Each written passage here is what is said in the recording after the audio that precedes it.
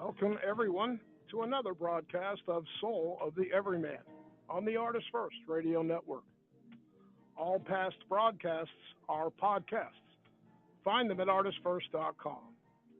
Please send your questions and comments to dj@ArtistFirst.com. And now, ladies and gentlemen, here they are, Michael and Margaret Lyons.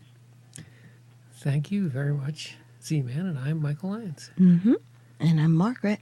And we are the, yet again, we are the walking wounded. It's okay. I think getting older is catching up with me at least. But summer is also catching up with us. It's hot, it's humid, and you know what they say when animals attack. So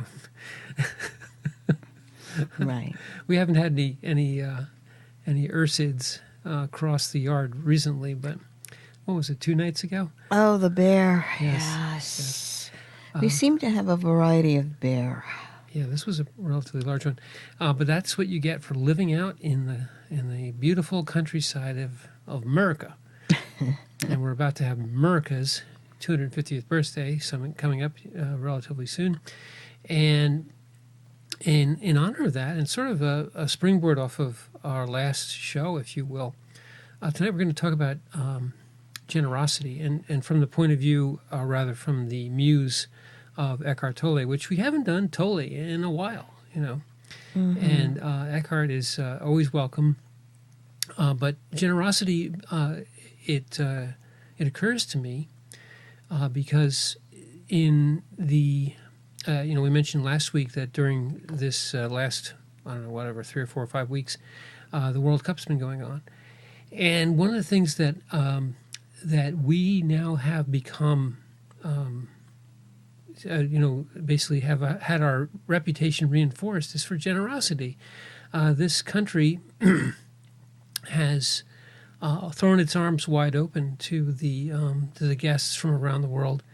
And the guests are noticing how generous and how much abundance there is in this country, and how willing people are to kind of mete it out, both in their time and just their presence. You know, they're a lot of the guests that are here are astounded by the fact that people walk down the street and say hi or howdy or how y'all doing.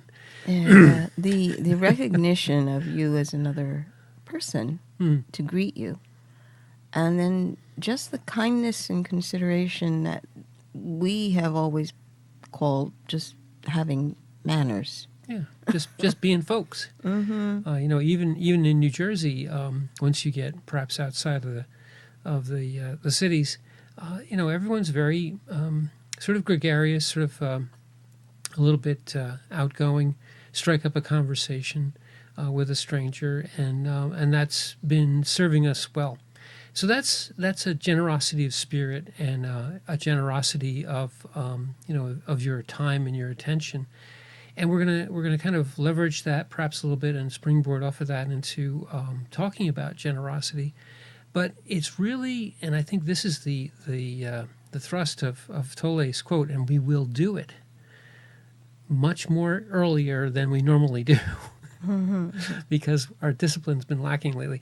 But Tolle's quote, it sort of is more focused on giving out what you would wish to receive. So you could look at it from the point of view of if you are looking for friendliness, then you give into the universe a friendly attitude. If you're looking for generosity or if you're looking for abundance, you give into the universe from yourself. You give and you shall receive is the Bible quote, and this focus can be sort of finely tuned to look into, speak into the universe that which you lack and give it. Don't just say I need this.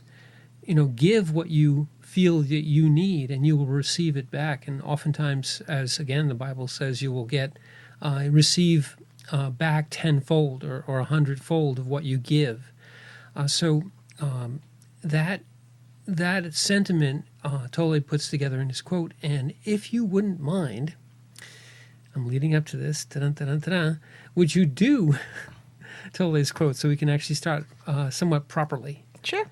I'm going to roll it up on my screen here. Okay. Now you have the whole quote. I think the graphic that we're going to put up on the website is a sort of an excerpt. I thought that was the pithy part, but if you want to do the whole quote or as you wish. Okay. I can give you that quote. All right. Whatever you think that the world is withholding from you, you are withholding from the world. Give to the world and to others whatever you think is being withheld from you. This applies to all of the following: love, recognition, assistance, appreciation, and so on. If you don't think that you can give it because you don't have it, just pretend. Soon after you start giving, you will start receiving. Right. Tole. I'm reminded of the phrase "fake it till you make it." Mm-hmm. But I don't think Eckhart. Well, he probably would laugh about that. He's laughing in his way. But this is a really interesting. The full quote is a very interesting sort of take on it, because people will immediately say what he says at the end, which is, "I can't give what I don't have." And Tolle says, in essence, he says, pretend, or I would say visualize that you have that which you want to give. So you already have it in abundance. You have the time to assist. You have the capability to assist. You have love overflowing for your fellow man or for the person with whom you would like to have a relationship for. If you want to be respected, you give respect. If you want to be held in high regard, this also, frankly, reflects the words of Christ when he says, if you want to be the highest, make yourself the servant of all. Right. If you wish to lead, make sure that you are the one who supports everyone else. In essence, you don't exalt yourself, and that's the full quote. If you exalt yourself, you will be humbled, but if you humble yourself, you will be exalted. And the wonderful parable example, of course, is the wedding guest who comes, and he says, "Don't be like the wedding guest who goes up to the head of the table and sits where in the seat of prominence, because someone may come who is greater than you, and you'll be asked to rise and give up your seat and have to go to the foot of the table in great shame. And instead, come in all humility, sit at the foot of the table at the lowest, and then have the host come and say, 'Oh, my good friend, no, you belong up here.' And to the great appreciation of all, you'll be brought to the head, brought to the higher place." So literally, if you wish to be the highest, make yourself the servant of all. Make yourself the lowest. If you wish to be powerful, make yourself one who supports everyone. Who in essence becomes that which powers the group, not putting yourself into the assumed position of command. Well, I know how to do it, and I'll tell you what to do.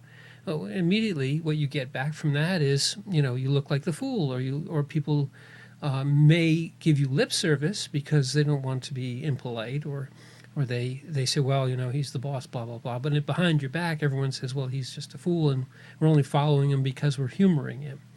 Well, what have you got there? You certainly don't have real power. You don't have real respect. You don't have real regard or real friendship. But yet, if you're the person who treats everyone else like they're important, you treat everyone the same, or you treat someone who appears to have the lower station as though they are your equal or even your greater, that will reflect very well back on you. You will look like the person who everyone wants to come to lead, or to at least consult with, because they know they're not going to get an attitude. They're not going to get this inflated ego. They're going to get somebody who really regards them as a person, is listening, and therefore that person will be held in high esteem, high regard, will get a lot of respect. And you can see that. You can see it in your daily life. Well, yes. And I believe the first step for it all is making the decision that you will be doing one of the categories, let's say. You will be more considerate. Even if you don't have it, as he said, you may not know or you don't have it in you, but the idea of pretending, that is the first step. You've decided that you're going to be more generous with your time, with what you might have in hand. Your resources. Yeah, patience. I'm reminded of the widow's mite.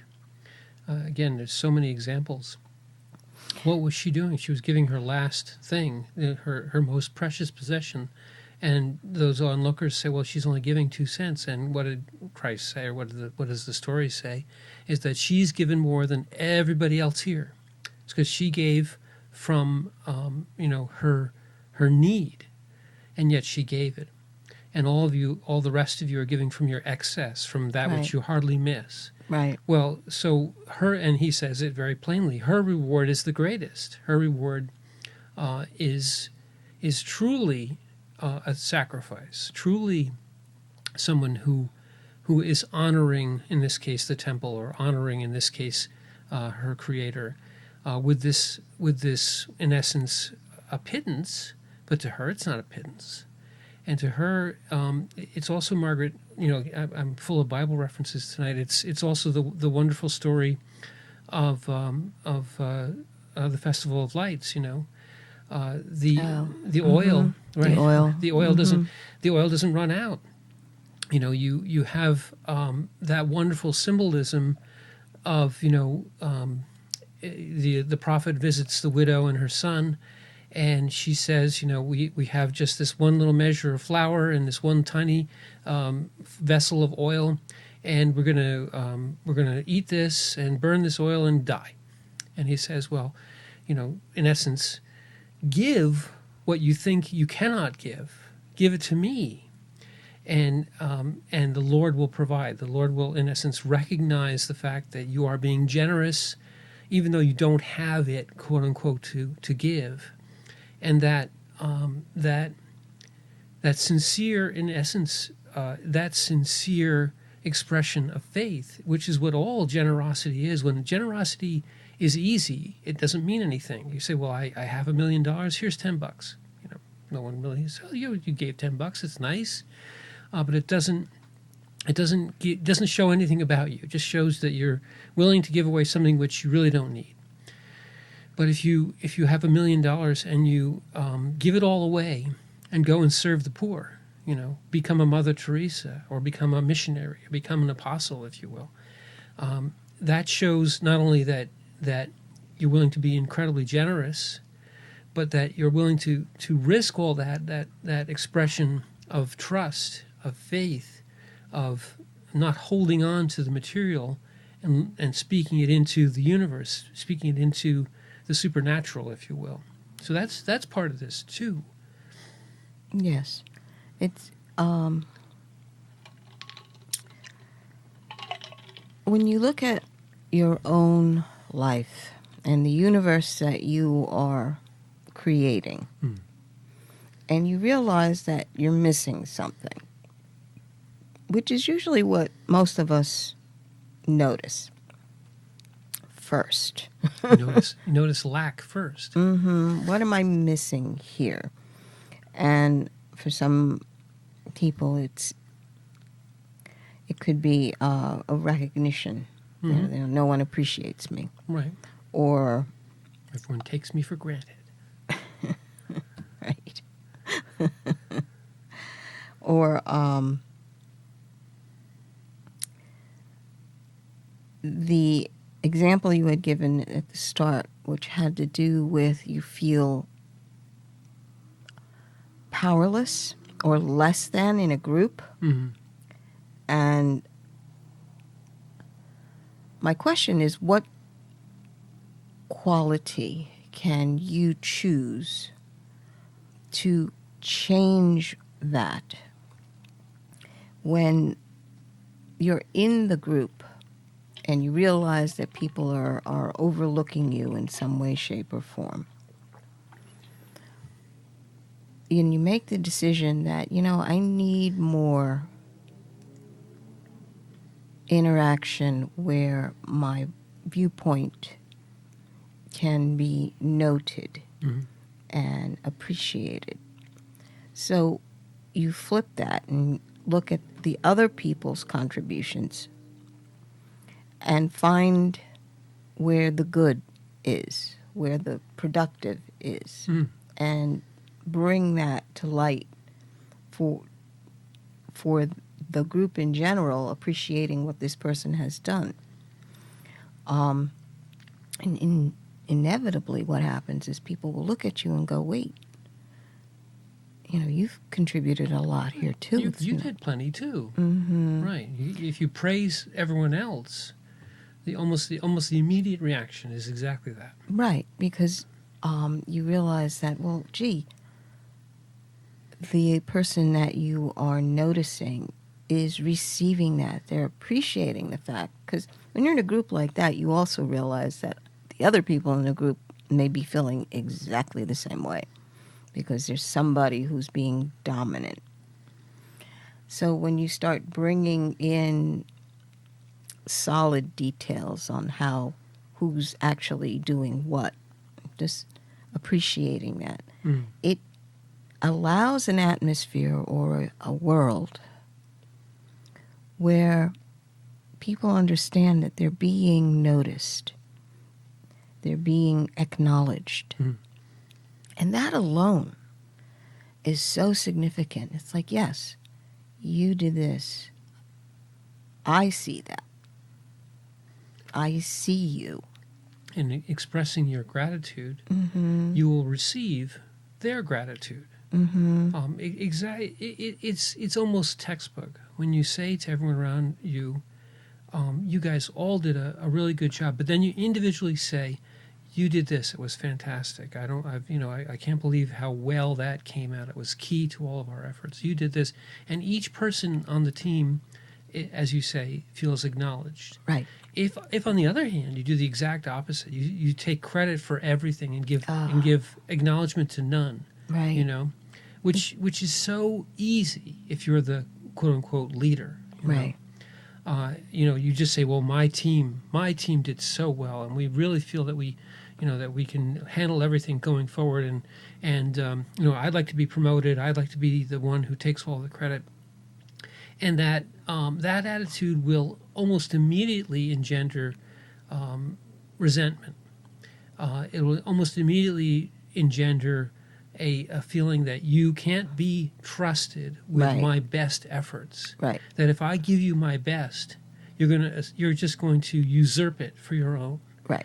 And so what you will get from those people, one time you may get their best effort, but from that point forward, from every point forward, they'll be looking over their shoulders and saying, I'm going to hold back. I'm not going to do my best effort, because not only will I not get credit for it, but all I'm doing is feathering the nest of this psychopath, sociopath, who's taking credit for everything.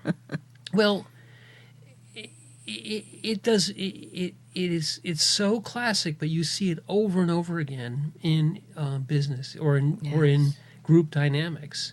But even in individual dynamics, if you're just one-on-one with somebody, if you're in a relationship with somebody, a one-on-one relationship, and that relationship is all about you and your needs, and taking credit for everything that happens that's good in the relationship, and doing nothing but complaining about what you don't have, very soon that relationship will be loveless. It will be guarded.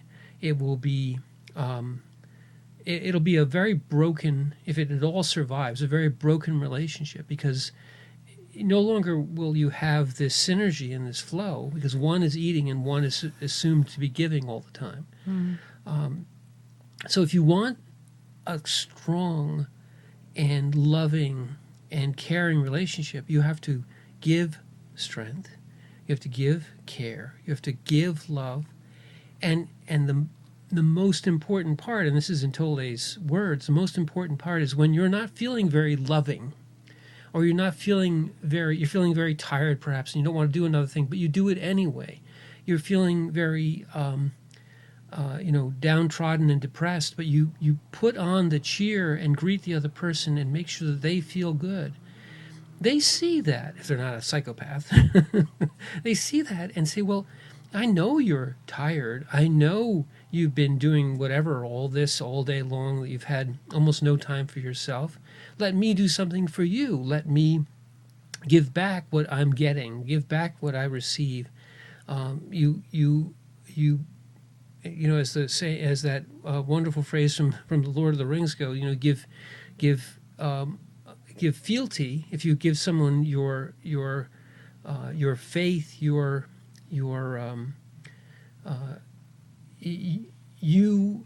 give them your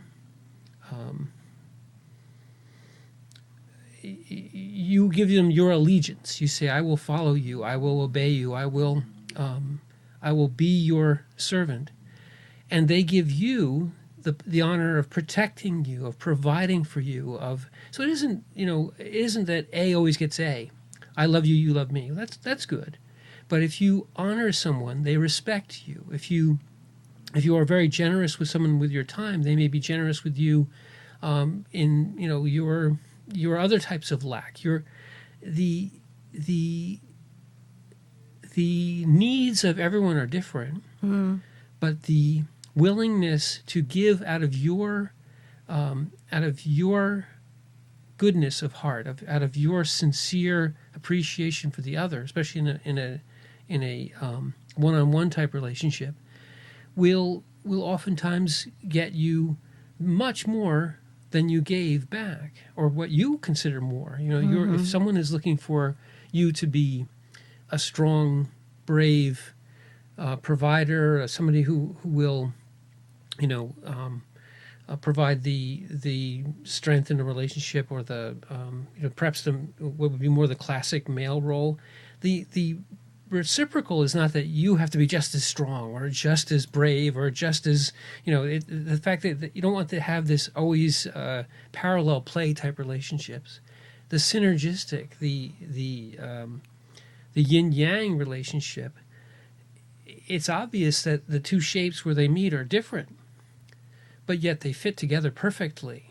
And the animation, the actual flow between the two, is in perfect balance and harmony, but it is far from identical. Right. It's black and white. Right. It's actually very opposite. Right.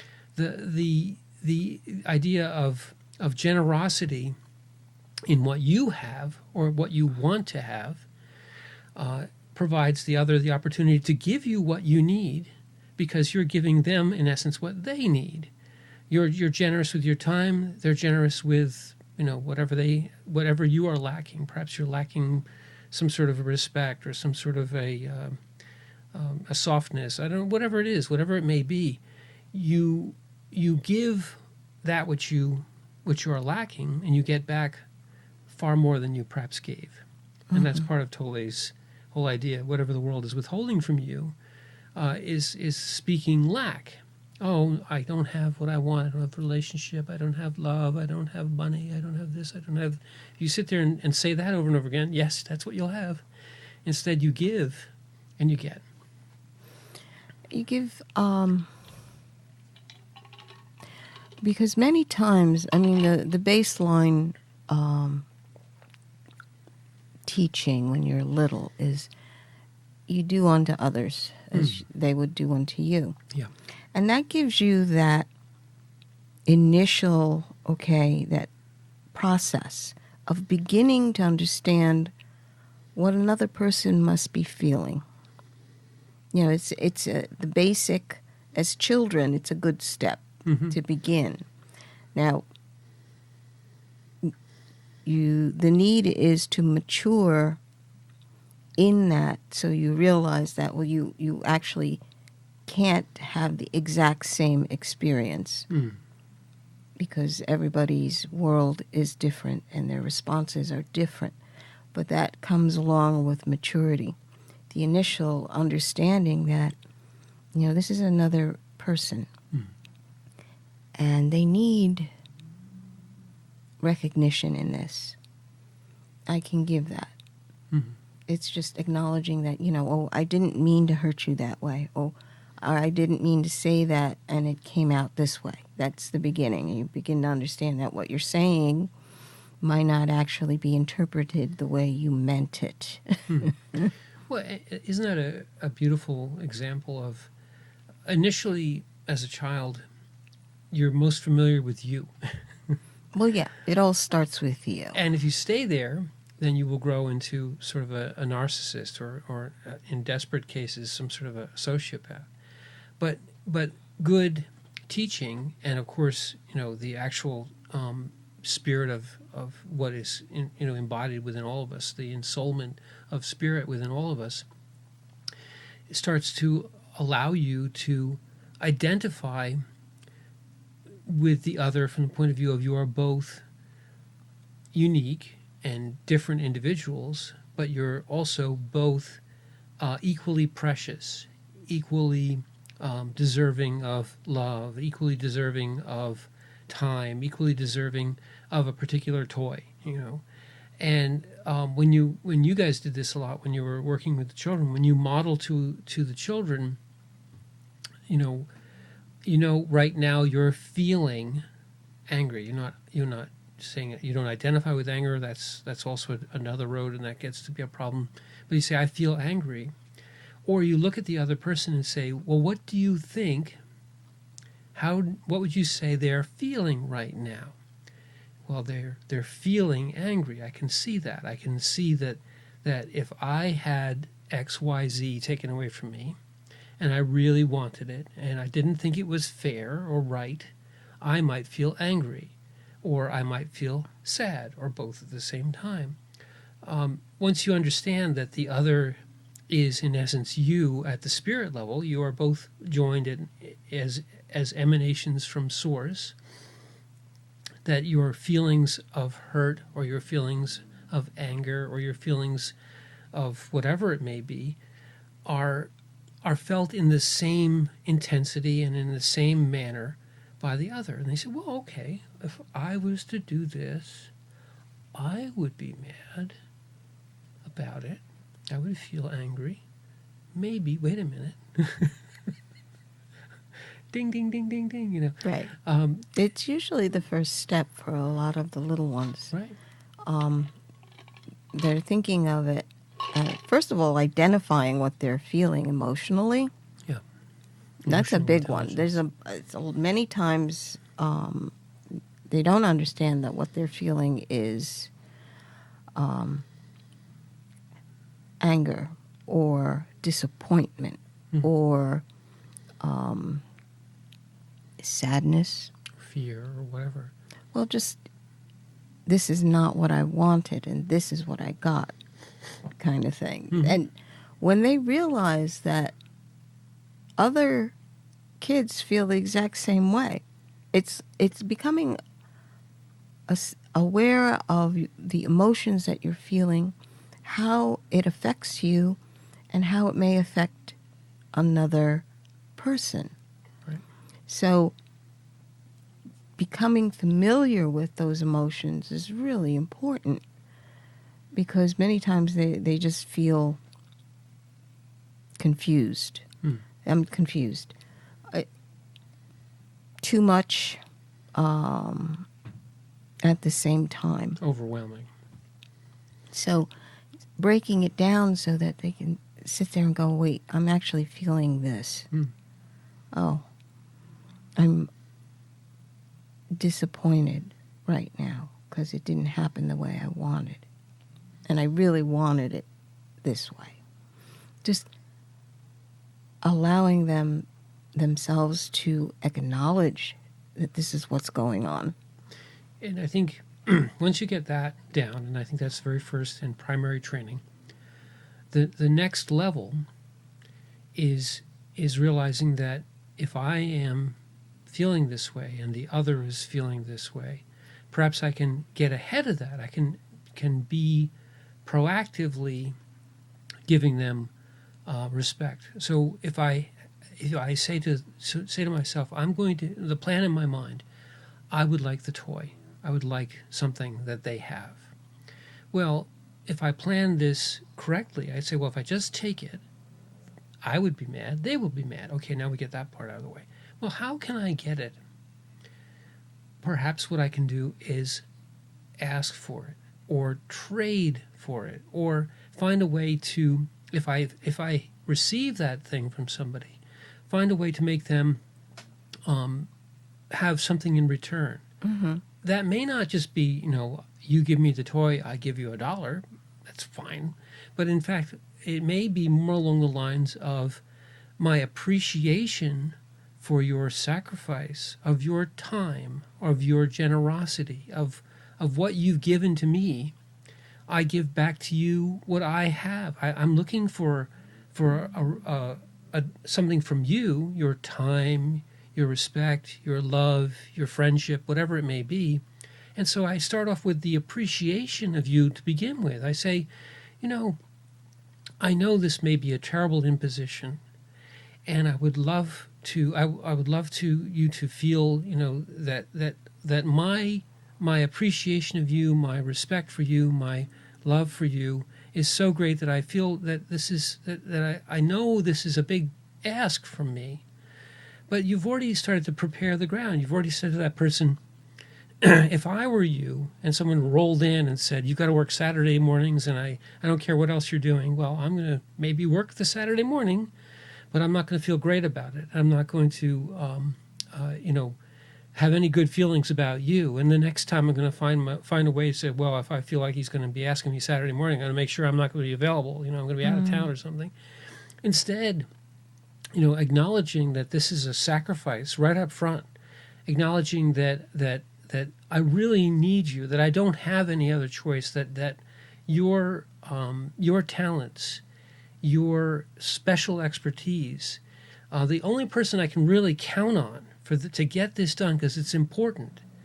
Now you've set that person up that you're giving them, before they've done a single thing, the praise, the honor of why you need them, the need, the imposition, the recognition, I know that this is difficult. I know that if you do this for me, that I'm going to owe you something.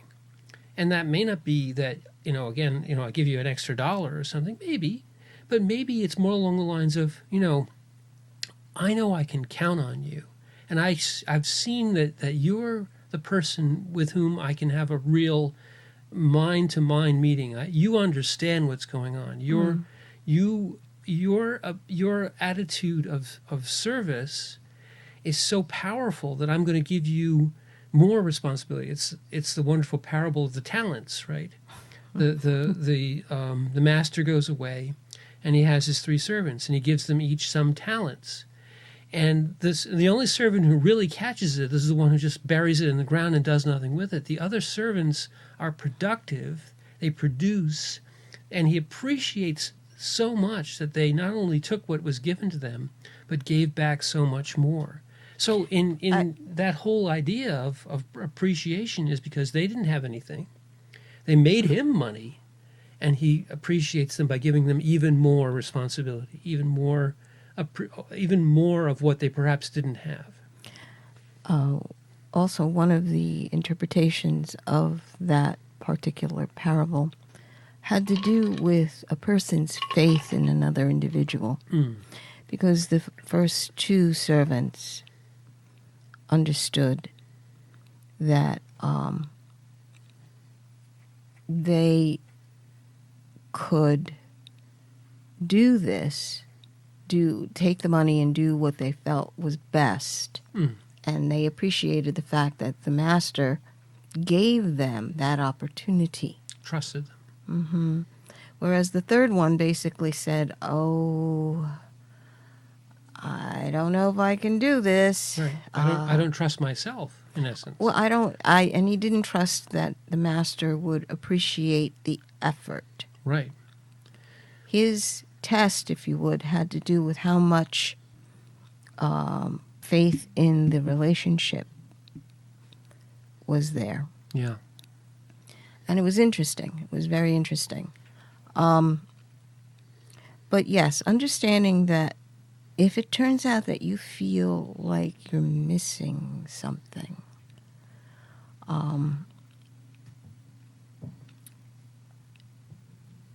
like one of the classifications that Tolle put down was love, missing love. And when you think about that, the first thought is always, oh, it's got to be a romantic relationship. And when you think about yourself as a human being, you realize that the interaction with another person is so important. That's why acknowledgement of the other seeing you, is so important. It may not be a romantic relationship. It is just simply, you are a human being, and we are going to treat you like a human being. Right. You need help with something, consideration. You're not just here so that I can use you, because that's the second step. That's the power. Right. If you're there interacting with people only on a power level, then people are to be used. Right. Controlled, dominated, used. But if you're talking about acknowledgement in terms of a love greater than yourself, and it sounds almost cliche, but it's the acknowledgement that you know that the other person is you. Mm-hmm. It's like what we were teaching the little ones. You know, they feel as you feel. It may be different things that will trigger an emotion, but they feel what you feel. Yeah. And it's very interesting, especially with when you're dealing with kids, because it's immediate. There's no filters. So if one's happy and it communicates to the other, they're all happy. Yeah. If one starts dancing and doing a little boogie, the rest of them start. If they're laughing over something, they all laugh together. And conversely, if someone gets into a fight, they're going to draw up sides. Yeah. Just like that with engineers, too. Well, for the same reasons. Mm-hmm. So human beings in general, if you realize that this is part of your makeup. Yeah. Understanding that you will react to whoever's around you. It's like, how many times have we seen if someone starts laughing, the rest of the people in the room, they turn and suddenly there's a smile on their face. No apparent reason. They don't need to know why this other person's laughing. No. But it's a genuine laugh and you just smile. It's like, yeah, that's cool. And this is the parasympathetic nervous system, and very essential for communication at a real basic level. When you communicate with an infant, it's all via that. It's all via gesture. Yes. It's all via the face and the eyes. There's no words and no necessity for words. Right. It's just direct. And I think a lot of us have been experiencing it by looking at these reactions of the Europeans and other, not just the Europeans, but for the FIFA games, the FIFA. And all these little chants that they do, all the hand gestures and the movements that they do together. Yeah. You know, that's, as well as the singing together. Yep. How many people have you seen? I want to party with them. Right. They're having a blast. Right.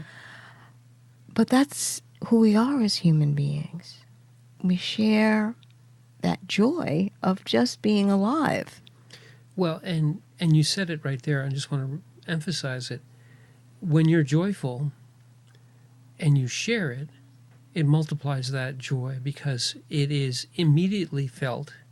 The sincere expression of joy is immediately felt by everyone around you. And when it is a sincere expression, when you're giving, joy out to the world, you get back 1,000-fold of joy. It's why, the Tartan army, which if you broke it down into brass tacks, they basically took over the city. And perhaps if you were trying to, if you were obnoxious in doing that, you would have engendered a lot of outrage. Right. Because here they are, they're drinking the bars dry, they're hooligans, they're running around making all kinds of trouble. But that wasn't the case. In fact, now people are in that area and in the areas where they were, they're missing them. Why? Because that uplifting generosity of their joy, of their songs, of their presence, both being welcomed and welcoming as guests, welcoming their hosts into their group. They came with a whole unified, cohesive body. These folks moved together. They marched, they sang, they did all those things. But when it wasn't an exclusive thing, if an army's marching by and they're all cohesive and they're all together, but they're not looking for you to join them. They're looking for you to be afraid of them, or they're there to take over that area and push you out and perhaps harm you. Right. And you're very glad when they're gone.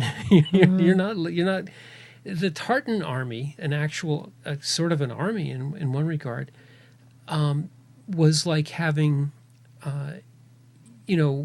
yes, a huge imposition, but an imposition of joy and happiness and inclusiveness and togetherness, so that when you felt that almost immediately that they were not guests, that they were more like family, like long-lost cousins, which people often say, well, it's like our cousins who we never see are coming over for this extended sleepover, and we're staying up all night, in our pajamas, playing spin the bottle and partying, and singing off-key songs all night long.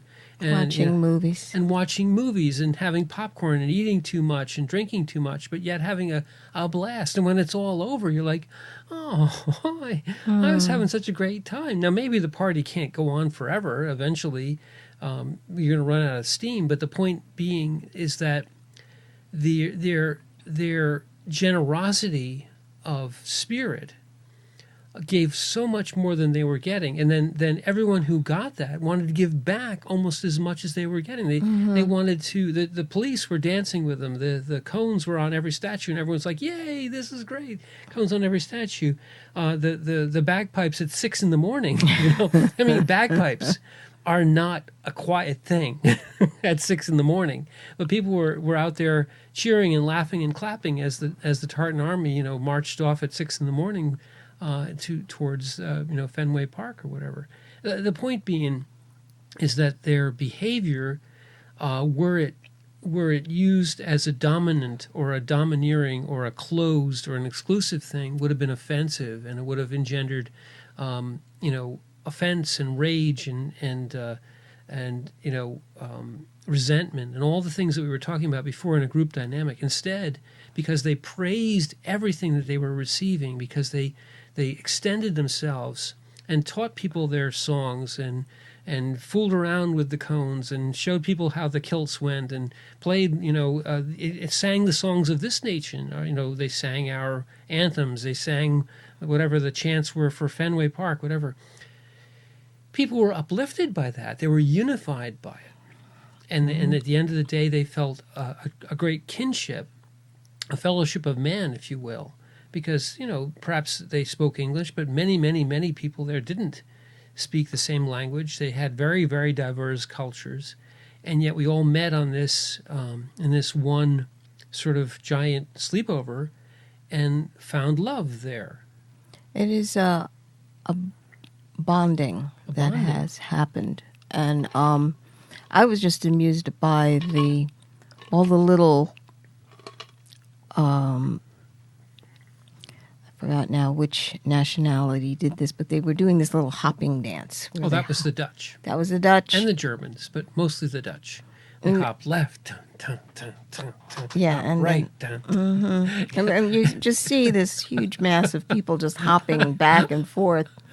And it just, people... Not great dancers. No, it was so cute Yes. that you loved it. And then, like the Norwegians with their rowing, they're rowing everywhere. Right. With Viking hats. With Viking hats. I love the Viking hats. Viking hats are the best.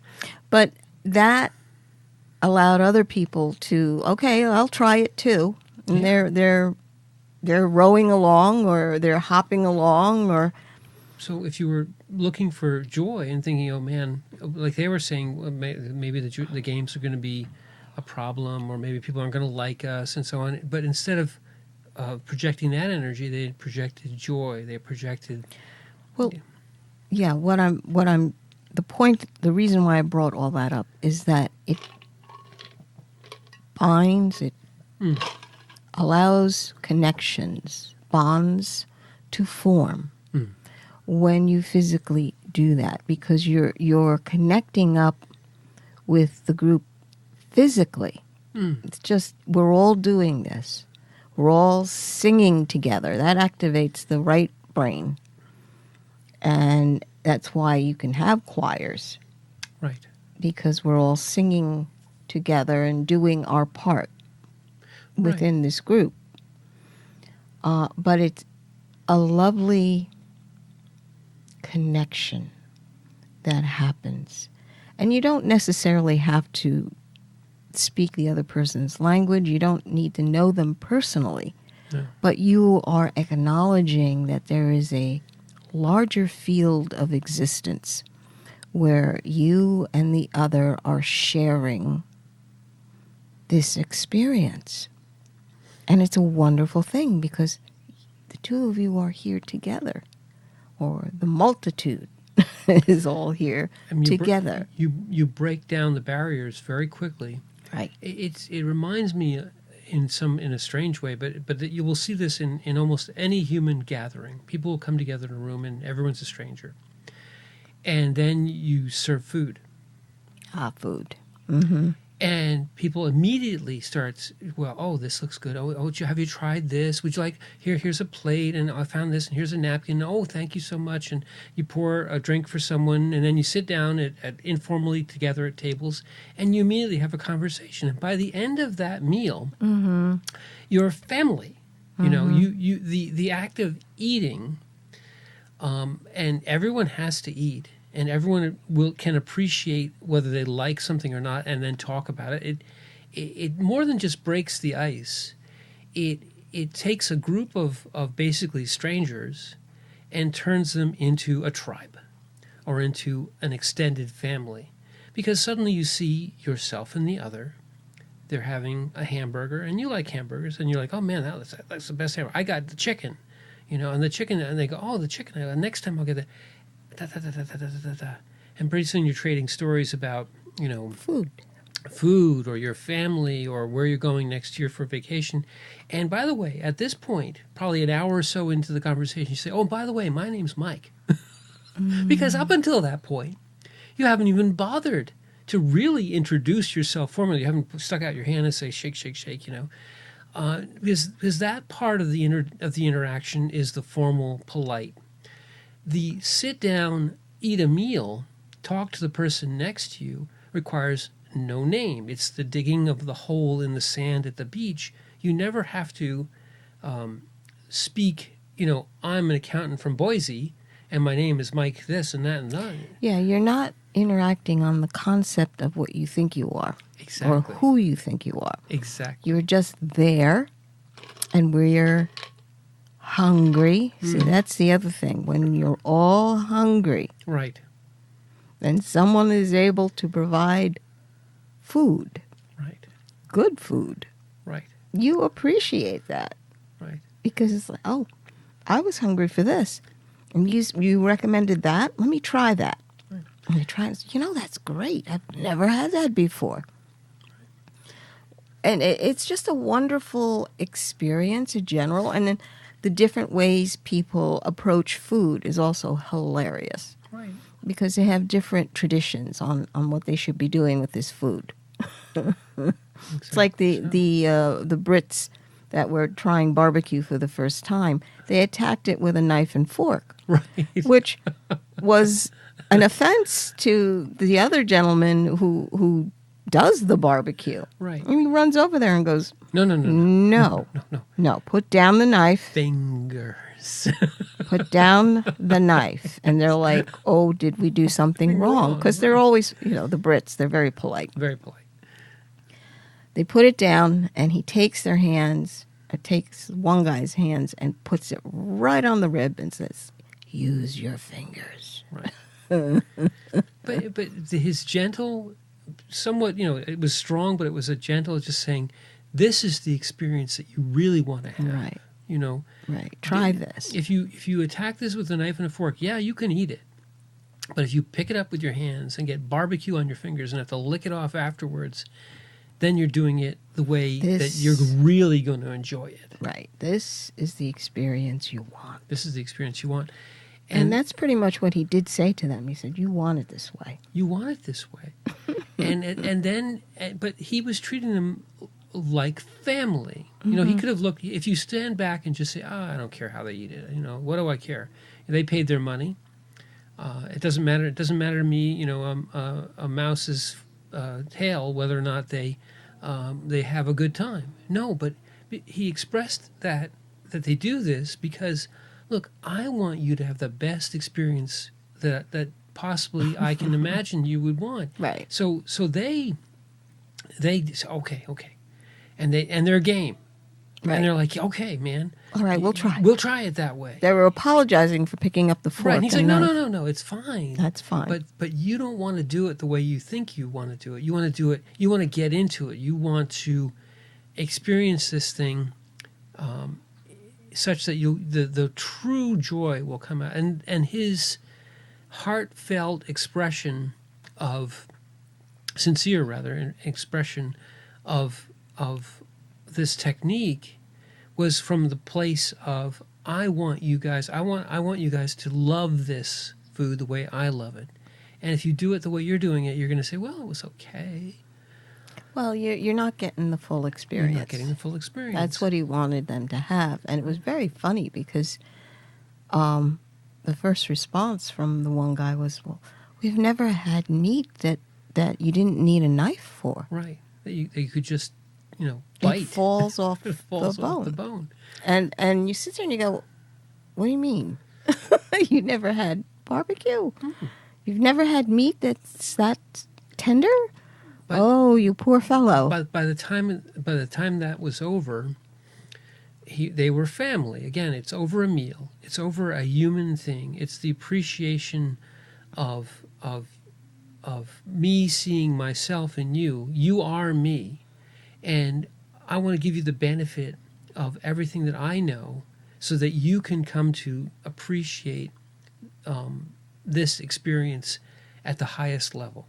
So it's done out of respect and love, and all that this other person is looking for back from them is just to see the joy in their faces, to see the delight in taking this giant hunk of meat and sticking. I mean, there was the Japanese guy, and he's like, the very first time he has barbecue, and he's like, bigger than my head, because it was Texas barbecue, funny. and it was bigger than his head. Yeah, it was. And his heartfelt expression of joy was all the onlookers were looking for.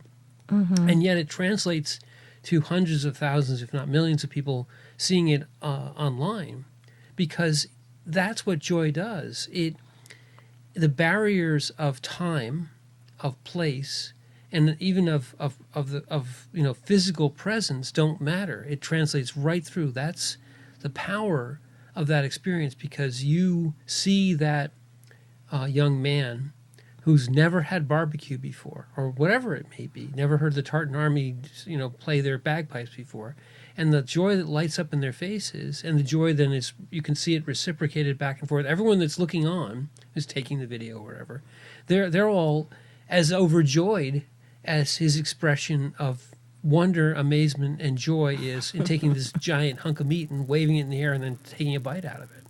Right. And we can laugh about it days, weeks, months later. We're like, remember the guy? And everyone immediately remembers that guy because Right. it made an eternal moment of sorts, because we were giving into the world that which was withholding, perhaps. If you want to see joy in the other, do for them a joyful thing, and they'll give it right back to you in 100-fold. And they were so... Everyone is so appreciative of that experience. Everybody who was there, it's a 360 experience. Yeah. Unless you're like a narcissist or something, and you can't appreciate the fact that somebody else is enjoying themselves. And funnily, there are a few people who are like, oh, they say blah, blah, blah, blah. And you look at them and you say, I feel sorry for you that you can't divorce yourself from this judgmental, self-centered, egoic, well, they're not doing it the right way, and It's that, oh goodness, the fox and the grapes. Yes, the sour grapes. The sour grapes. Yes, Aesop's fable. Yes, they're probably sour anyway. Right. It's denigrating the experience. Right, because I can't have because they can't enter into it. Right. And that's interesting, because all those that can't enter into the ability just to enjoy what's there are the ones that always do, oh, well, it's probably sour grapes. And truthfully, they're holding themselves back from it, unfortunately, because at some level they could join in, but something is holding them back. And the resentment is really because they won't allow themselves to enjoy it. Something's preventing them internally from allowing themselves to enter into that moment. Right. So that's interesting to me, because entering into the moment is the key. Yeah. Trusting. There's a, and maybe we're circling back to what we said before. Some of this generosity is also faith. You have to say, well, I'm going to expose myself. I'm going to trust that the joy I'm giving out will be received. And there's always that moment, maybe they won't like me. Right. Just an instant. And part of what we were talking about is part of these rituals, or part of these chants allows you to get past that. Right. Am I doing it wrong? Am I hopping the wrong way? Right. It doesn't matter. It doesn't matter. That's when you get to the point where it doesn't matter. Right. It doesn't matter. And it's very funny when you think of it, because it's like all the every wedding you've been to, or every like Christmas party or whatever. Right. There's a point where it just doesn't matter what you're doing on the dance floor. Right. Thank God. Well, some people are like, well, I can't go up there. There's not enough people up there. People will see me and I can't do, it's this like mental. Yes. But when barriers. you see like the Tartan Army, and they're singing and dancing and they're flat, and it doesn't matter. All the people doesn't matter. It's like, you're here, I'm here. Let's just participate. And so, part of the generosity is realizing that there's no wrong way to do a generous thing. Right. There is no wrong way, which I love. Right. Because yes, you're not giving exactly the right thing. Maybe you're not doing it right. But that doesn't matter if it's done with sincerity and from the heart. Because people will see the intention if it's pure and heart-centered. If you're doing something for machinations, for clicks, for likes, for because it's part of the rules or whatever, people see through that immediately. Right. I think you're making the gesture that we have to see through the end of the show. Yes, we have reached the end of our hour. Well, that was a generous hour. Yes, it was. And I'm Margaret. And I'm Michael. Thank you for listening.